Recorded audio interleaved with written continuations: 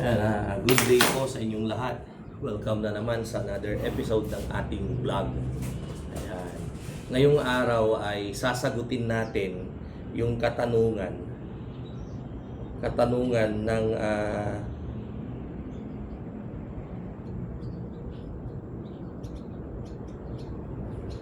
katanungan ng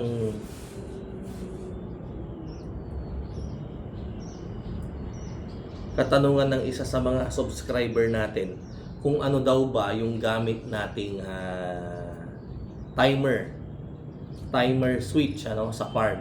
Ayan. So wala nang maraming pasakalye, sasagutin na natin agad. Ayan. So ang nakikita nyo po ay ito yung ating ginagamit na timer switch.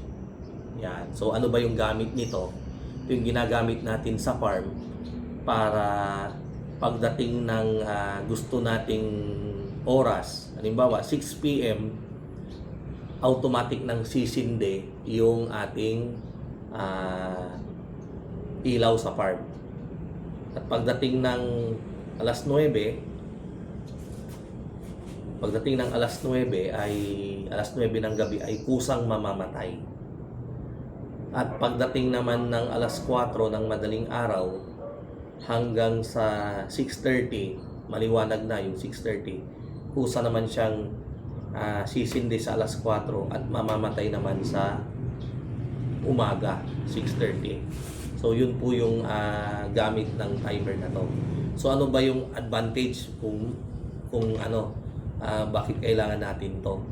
Ang advantage natin ay para hindi na tayo bumalik sa farm. Kasi alam niyo, sa farm po natin, pagdating ng alas 5, ang mga empleyado po natin ay lumalabas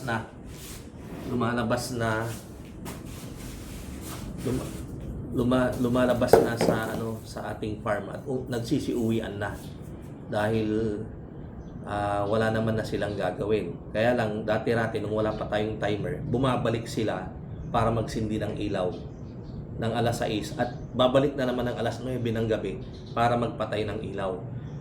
Subalit dahil nga sa meron ng ganito, kaya malaking bagay na. Ayan. Lalong-lalo na yung mga malalaking farm, yung mga 30,000, 50,000, 100,000. So,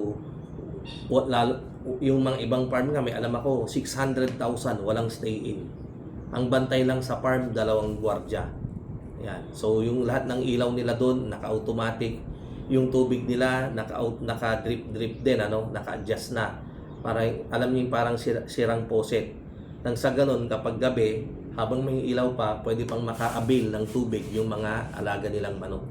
So ito yung malaking bagay. Ngayon, ilalapit ako para makita ninyo yung pangalan niya. Ayan. So ang pangalan niya ay TB118 NE7. Ayan. TB118 NE7. So yan po yun. Ayan. Screenshot nyo na lang. Ayan. Screenshot nyo. Ayan. So saan ito mabibili? Nabibili to sa City Hardware or sa Wilcon. Kaya lang ang presyo doon parang nasa 2,900 ata ang isa. Ayan.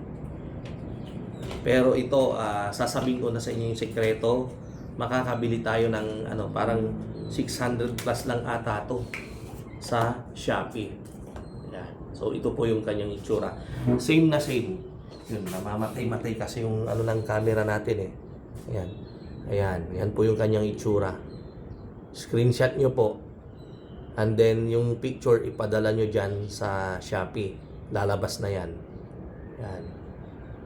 Yan. So, yung puti, tsaka yung pula, yan yung nilalagay nyo doon. Depende sa gusto nyong program. Ayan. Lalagay nyo lang, mamamatay siya. Iikot kasi yan parang orasan. Pag nadaanan niya yung pula, sisinde. Yung puti, mamamatay naman. Ganon. So, alternate para madaling mabasa. Depende kung gusto nyo namang puti yung ilalagay nyo para sumindi, and then pula naman para mamatay. Ganyan. Lalagay nyo dun sa 6 p.m. sa ano nito, dun sa dial niya, 6 p.m. and then mamamatay ng 9 p.m.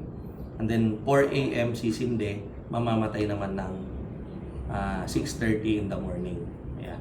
Depende naman yung paglalagay nyo dyan kasi depende sa lugar nyo kasi meron yung mga lugar na maagang dumidilim, meron din yung lugar na maagang lumiliwanag. Ayan. So depende na sa gusto nyong oras, ano. Ayan. So sa Shopee parang 600 plus lang ata to. Kabibili ko lang nito kasi nung bumili kasi ako nito maramihan. Ayan. Maramihan. Kaya lang hindi ko mahanap na misplace ko kaya umorder ulit ako. Kararating lang nito nung isang araw para may vlog natin mismo. Ayan. And then kumuha kayo ng yung marunong sa yung electrician para siya na mismo yung maglalagay. Ayan. So malaking tulong po ito sa atin. Maski 96 heads lang yung alaga nating manok pataas. Maski ilang libo pa yan. Ayan. So malaking tulong. Ayan. Hindi na tayo gigising-gising para patayin yung ilaw. Ayan. So maraming salamat po, ano. Hanggang sa muli ay magkita-kita pong muli tayo sa mga susunod nating vlog. At yung aking camera ay namamatay. Nagpapahinga siya. Kaya pagpasensyahan nyo na rin. Ayan. Thank you po. Mabuhay and God bless.